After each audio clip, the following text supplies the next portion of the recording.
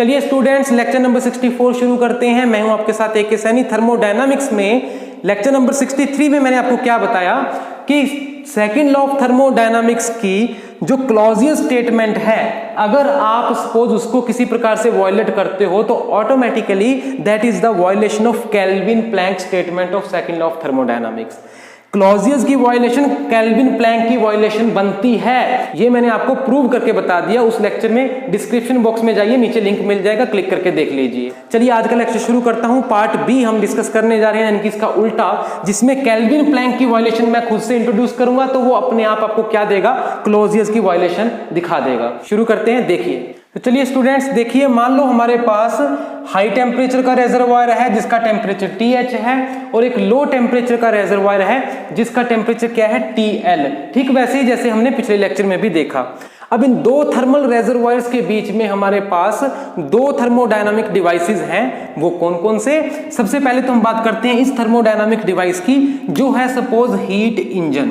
Heat engine है एक, जो कि इन दोनों के बीच में इंटरेक्ट कर रहा है। अब जब ये इंटरेक्ट करेगा, कैसे करेगा ये भी आपको पता है। हीट इंजन का काम क्या है, हाई टेम्परेचर वाले रेजरवायर से हीट लेना, ठीक है, उसमें से कुछ हिस्सा वर्क बना देना और बाकी की बची हुई जो हीट है उसको एक सिंक में थ्रो कर देना, फेंक देना। तो कैसे करेगा ये करेगा हाई टेम्परेचर वाले रेजरवायर से हीट लेकर, कैसे, कुछ हीट इसमें से ये लेगा।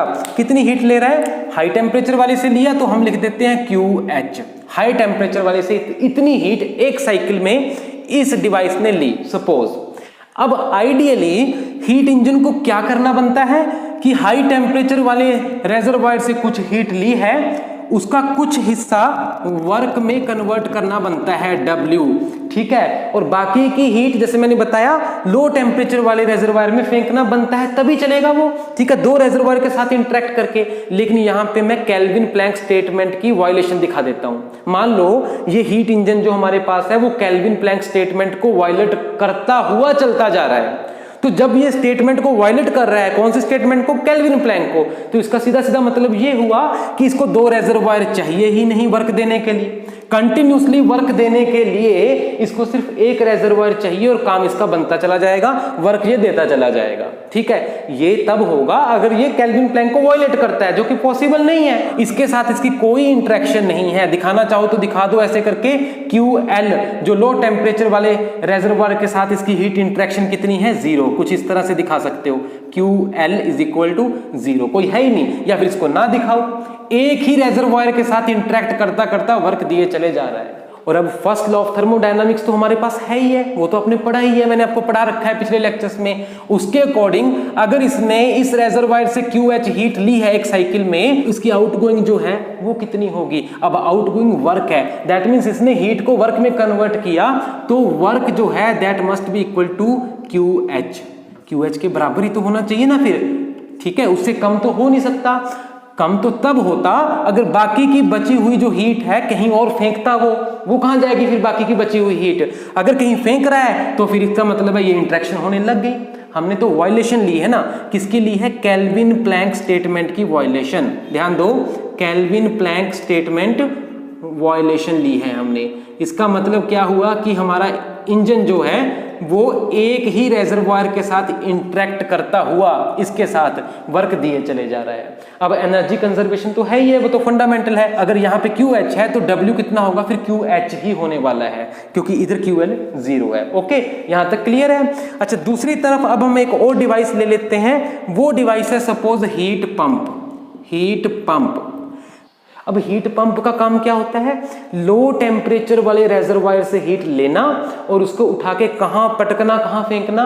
हाई टेम्परेचर वाले रेजरवायर में, ठीक है। जैसे हीटर है, रूम हीटर, ओके, तो लो टेम्परेचर वाला रेजरवायर से हीट ले लेके जिसको पहले उसने हीटअप किया हुआ है, हाई टेम्परेचर वाला है, वहां लगातार वो हीट फेंकता चला जा रहा है। तो हम यहां कैसे दिखा सकते हैं उसको? देखो, लो टेम्परेचर वाले रेजरवायर से मान लो एक साइकिल में ये कुछ हीट ले रहा है और that heat is suppose QL। Low temperature से इसने एक साइकिल में QL हीट ली है इस डिवाइस ने, तो उसको कहां फेंक रहा है? उसको फेंक रहा है फिर ये हाई टेम्परेचर वाले रेजरवायर में, ठीक है जी। तो हाई टेम्परेचर वाले रेजरवायर में ये QL उठा के इसने फेंक दी, QL ऐसे इसने दे दी। अब हमने इधर केल्विन प्लैंक स्टेटमेंट की वायलेशन तो कर दी, ये रही केल्विन प्लैंक स्टेटमेंट की वायलेशन। हीट इंजन इसको वायलेट करके ही तो चल रहा है, लेकिन हीट पंप की हम कोई वायलेशन नहीं कर रहे। हीट पंप को जैसे चलना चाहिए वैसे ही चल रहा है। हीट पंप अगर लो टेम्परेचर वाले किसी रेजरवायर से हीट लेके हाई टेम्परेचर वाले रेजरवायर में फेंक रहा है तो ये एक स्पॉन्टेनियस प्रोसेस तो है नहीं। इसको करवाने के लिए हमें बाहर से वर्क इनपुट देना पड़ेगा, यानी पहले ही जिसका टेम्परेचर कम है वहां से हीट लेकर पहले ही जिसका टेम्परेचर ज्यादा है वहां हीट फेंकना लो टेम्परेचर बॉडी से हाई टेम्परेचर बॉडी में, वो प्रैक्टिकली पॉसिबल नहीं है स्पॉन्टेनिटी के तहत, ठीक है। हमें उसके लिए बाहर से वर्क देना पड़ेगा। तो इसको चलाने के लिए बाहर से वर्क कहां से दें फिर हम? ये जो वर्क दे रहा था हीट इंजन, देखो ध्यान से, ये हीट इंजन कुछ वर्क आपको दिए चले जा रहा था एक साइकिल में, आप इन दोनों को जोड़ दो, कनेक्ट कर दो दोनों को, यानी यहां का जो वर्क है वो आप हीट पंप को दे दो, इसके साथ इसको जोड़ दो, ये देखो इस तरह से। अब इस हीट पंप को ये वाला वर्क मिलना शुरू हो गया, अब ये नीचे से हीट उठा के ऊपर फेंकना शुरू कर देगा, अब इसकी कोई प्रॉब्लम नहीं है, ठीक है। तो ये ओके चल रहा है, बिल्कुल राइटली चल रहा है, जबकि ये केल्विन प्लैंक की वायलेशन करता करता फिर चल रहा है, जो कि होएगा नहीं प्रैक्टिकली, लेकिन हमने करवा दिया, देखते हैं क्या रिजल्ट आता है। लेकिन उससे पहले ये जो हीट पंप अब चल रहा है, QL हीट इसने नीचे से ली, ओके, और QL ही क्या ऊपर फेंकेगा? नहीं भाई, हीट कंजर्वेशन तो बनती है ना, यहां से इसको QH भी तो मिल रही है। So this is incoming that must be in totality equal to outgoing. तो बाहर का रास्ता ये है, आने वाले रास्ते ये हैं, तो QL जमा QH, ठीक है, QL जमा QH, ये सारी अब इसमें जाएगी, तो QL प्लस QH भी यहां पर आने वाला है।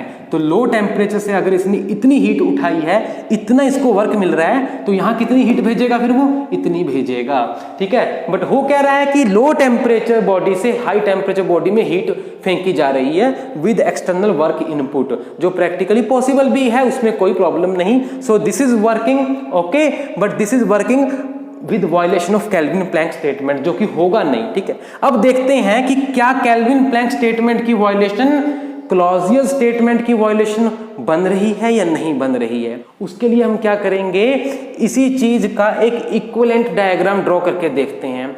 इक्विवेलेंट डायग्राम का मतलब क्या है? इक्विवेलेंस हमने समझनी है। कैसे?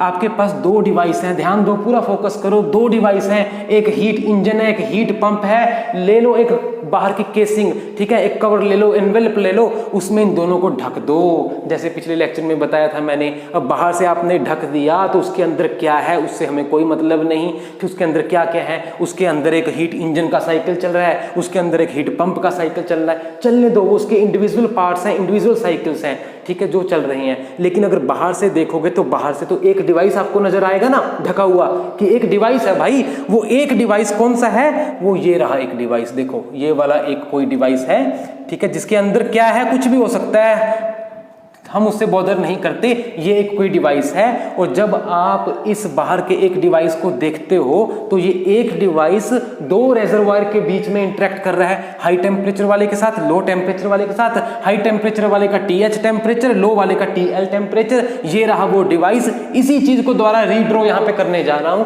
तो देखो जरा एक मिनट में। तो देखो स्टूडेंट्स, निष्कर्ष पर पहुंचने वाले हैं। हमने क्या किया, वही दो रेजरवायर फिर से बना दिए, TH टेम्परेचर वाला, TL टेम्परेचर वाला, हायर वाला, लोअर वाला, सेम बिल्कुल, ठीक है। और इन दोनों के बीच में एक कोई डिवाइस काम कर रहा है, जो हम बाहर से देख रहे हैं, ठीक, ये वो डिवाइस रहा, इसके अंदर है जो कुछ भी है। अब इसको ब्रॉडली देखें, बाहर से देखें तो क्या नजर आ रहा है, ये जो डिवाइस है लो टेम्परेचर वाले रेजरवायर से कुछ इंटरेक्शन कर रहा है ना हीट की। कैसे कर रहा है? इसका तो कोई मतलब नहीं है, QL 0, कोई साइकिल में हीट इंटरेक्शन नहीं है, ये वाला element.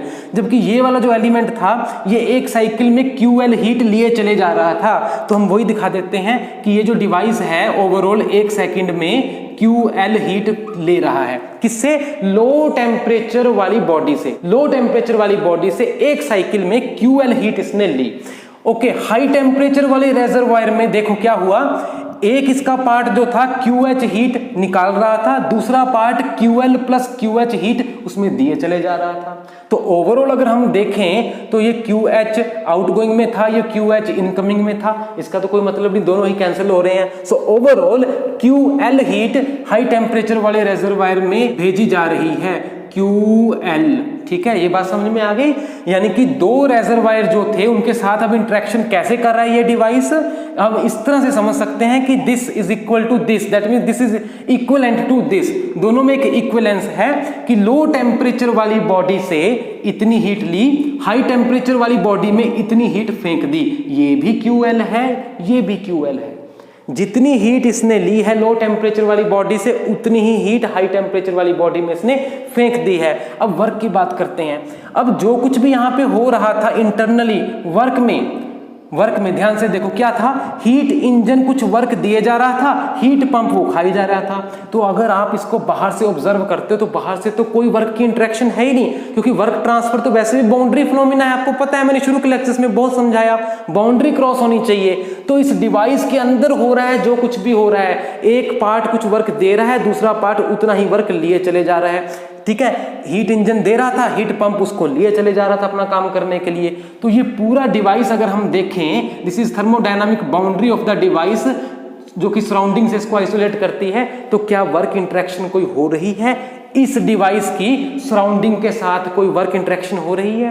No work is actually crossing the boundary between system and surrounding now. कोई वर्क इंटरेक्शन नहीं है यहाँ पे, ना तो कोई वर्क इनपुट है ना कोई वर्क यहाँ पे आउटपुट है। तो W work transfer is 0 now.